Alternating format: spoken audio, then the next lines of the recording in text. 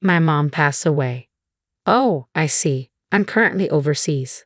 That's what my husband, who's been away for work, blurted out over the phone upon hearing the news of my mother's sudden passing. Not only was he not planning to return home, but he was also embarking on an overseas trip. I was stunned, but what unfolded 3 days later was even more surreal. His own parents passed away, and I couldn't reach him. The grim reality of being unable to attend his parents' funeral due to his decisions would soon haunt him. I'm Nancy, a 54-year-old homemaker. Our son, 20, recently moved out, leaving just Thomas and me at home. Our relationship started through a matchmaking effort by my late father and his longtime friend. They thought it fitting since we were both working at the same company and seemed compatible. It felt almost like an arranged meeting. We discovered shared interests in music and travel and quickly grew close. With our parents' encouragement, we married swiftly, blessed with a child, and enjoyed a harmonious married life. When our child turned 10, my father passed away after battling illness. Aside from that, our lives were relatively peaceful.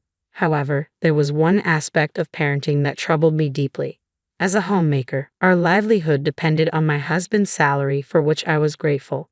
Yet he often claimed he was too busy with work, staying late into the night and arriving home just before the last train, when he came home at all.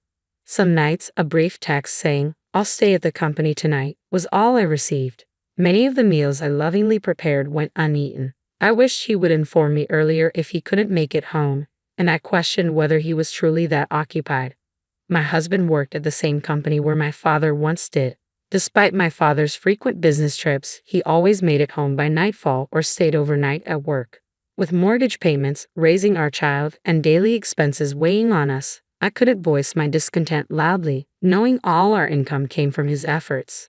But his work shouldn't have exempted him from household responsibilities or caring for our child. My frustration grew as he consistently prioritized time with friends on his days off.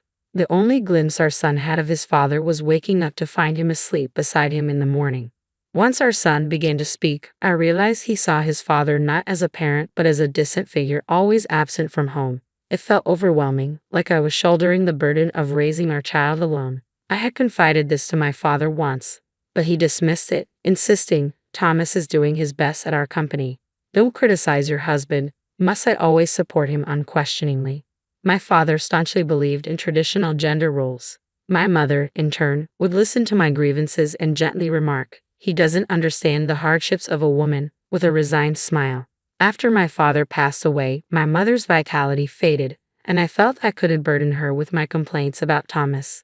Though she often complained about my father to me, deep down, she loved him. I had hoped to emulate my parents' loving household, but despite outward appearances, ours was different.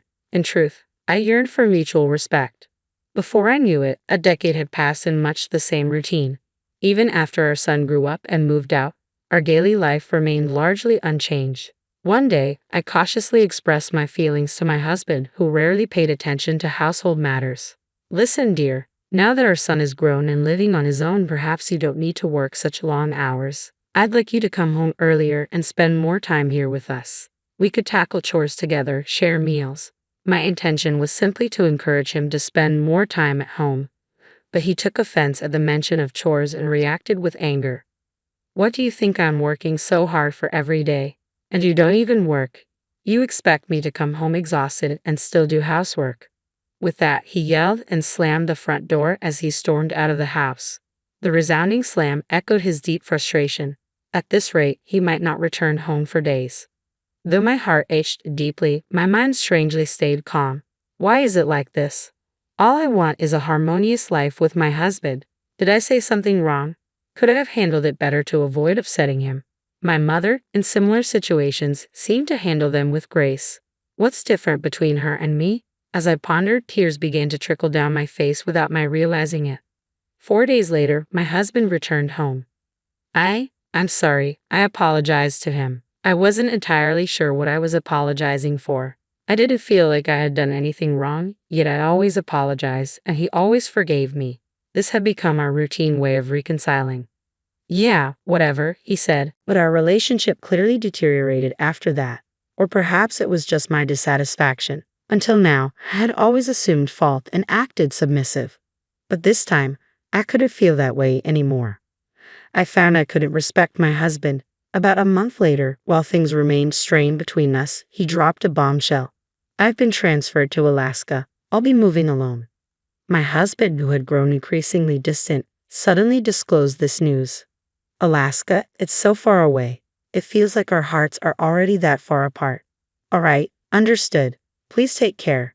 That's all I could manage to say. He packed his bags and departed for Alaska. In no time, I found myself alone in our once bustling home. It felt surreal that not long ago we were a family of 3 here. We had been married for nearly 30 years. I had soldiered on for our child's sake, but now that child was gone. Lately, it seemed divorces later in life weren't so uncommon. I wonder if we'll end up like one of those statistics. Just as I pondered this, my smartphone rang. It was my mother calling. Perhaps I could seek her advice on this matter. Perfect timing, I muttered as I picked up the phone. Hello, I'm Dr. Johnson from Chicago General Hospital. Am I speaking with the daughter of the phone's owner? A sinking feeling washed over me. Yes, I'm her daughter. Is something wrong with my mom at the hospital? Please stay calm. Your mother passed away recently due to acute heart failure. We need you to come to the hospital right away. Everything went black before my eyes. My mom is gone. Could there be some mistake? Just last week, she sounded perfectly fine on the phone. Hello? Are you still there? Hello? I'm sorry. I'm just in shock and confused. That's understandable. My condolences for your loss. I'll be there as soon as possible. Please tell me the address. I rushed to the hospital. At the reception desk, I provided my name and was directed to her room. Upon seeing her lifeless form, there was no doubt it was my mother. Facing the reality, the weight of her absence settled in. Until I arrived at the hospital, part of me hoped it was a mistake, that maybe my mom had just misplaced her phone, and someone else had a heart issue. It all feels so sudden. I hadn't even had the chance to thank her properly for raising me. Could you give us some time alone? I asked, and the nurse kindly left the room. That's when I finally let myself break down and cry. After gathering myself, I began to make arrangements for the funeral. Let's see. First, I need to reach out to the relatives and make arrangements. And I should also inform Thomas. I dialed my husband Thomas's number. He answered with a distant tone, and as I explained the situation, he simply replied, I see. Not just I see. The funeral is happening soon. I need you here. He informed me he was about to embark on an overseas trip with colleagues, a statement that inadvertently drew a sharp response from me. He defended himself, citing his constant work and asserting the right to take time off. Deciding not to argue further, knowing it would lead to, who do you think provides for us? I contacted our son, and together we organized the funeral. Seeing I was struggling, our son offered to stay with me for a while, taking a break from college to lend support.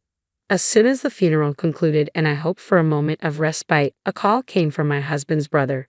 Tragically, my in-laws had been involved in a fatal car accident. Despite the successive family tragedies, I still couldn't reach my husband. Modern smartphones usually work overseas, but I can't get through to Dad, my son remarked. Depending on the country or his phone settings, he might not be able to receive calls. Deciding to try email instead, I wrote, he'll surely get in touch once he returns from his trip. A week passed with no reply. When my son checked with his office, they confirmed he was on paid leave but due back in 3 days. What country is he in? Has he not seen my emails? What about his parents? Suspicious that my husband might be with his mistress, I hired a private investigator. Within 3 days, I got the answer. He was indeed having an affair. My husband took a woman he met on his trip to Japan sightseeing. I received several photos of them happily exploring the city together. It seems he's having quite a good time. In his new assignment in Alaska, I questioned what I had been accommodating all this time. Was it concern for my hard-working husband? In reality, he's just a deceitful man who travels abroad for pleasure and engages in affairs. This might not be his first time. Filled with anger, fueled by years of patience, I called my husband's office and urgently requested to speak with him. Hello? What's so urgent? I've asked you not to disturb me at work unless it's important. Didn't you read my email? Our parents have passed away. You mean your mom, right? You mentioned that earlier. Are you still upset about it? I finally managed to take some time off. No, I mean your parents. They were in a car accident. What? Are you serious? Why would I make something like this up? You claim to have just returned from abroad, but I've heard you've been back for days. Why haven't you been checking your emails? My husband seemed speechless, struggling to accept the sudden reality confronting him. Hello? Are you there? Yeah, his voice trembled. Though he had shown no hesitation in missing my mother's funeral, the news of his own parents seemed to rattle him. The funeral is done, and they've already been cremated. It's too late for remorse.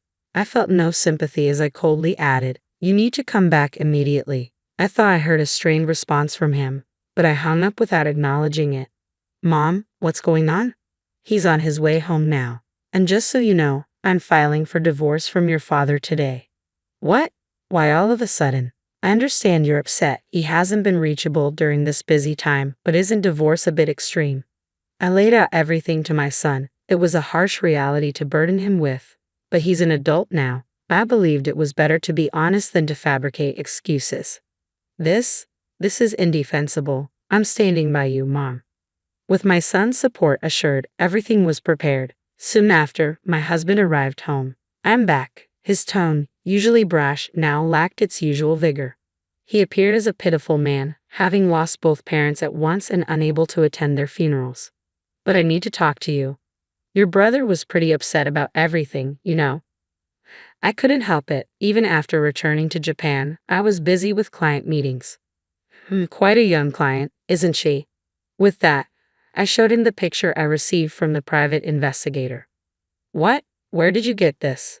Look at you two, arm in arm, having a good time. If this really is just a client, have you picked up some new tricks? It seems like this isn't your first time. I dropped the bombshell, and the impact was immediate. So I've been caught, my husband admitted without hesitation. He must have realized there was no point in trying to deny it. I pressed on. You didn't even try to see your parents in their final moments, let alone mine. Shut up. You have no idea how stressful my job is. I work tirelessly to support this family.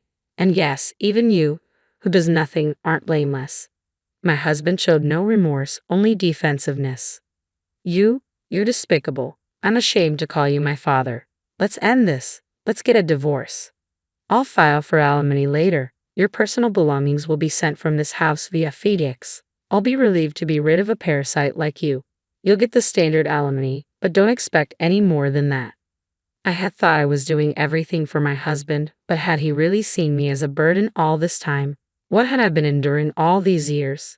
Considering the money he spent on his numerous affairs, I decided to claim $45,000 in alimony. Whether he could afford it or not, he paid it in one lump sum.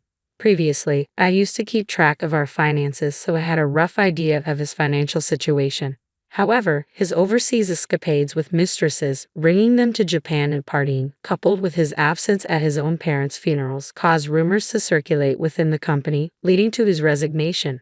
He had held a respectable position at the company, which he likely believed he had earned on merit.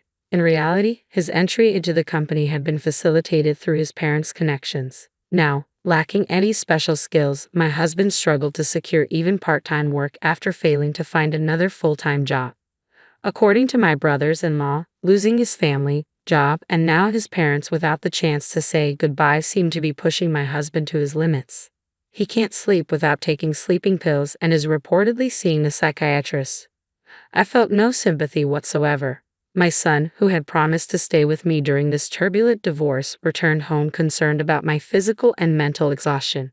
I think I'll live modestly with my son. Looking ahead, I probably should have saved the alimony, but I needed a change of scenery. So I've decided to take my first overseas trip with my son. After that, I plan to start working part-time. The thought of trying something new fills me with excitement. It feels like my life is just beginning.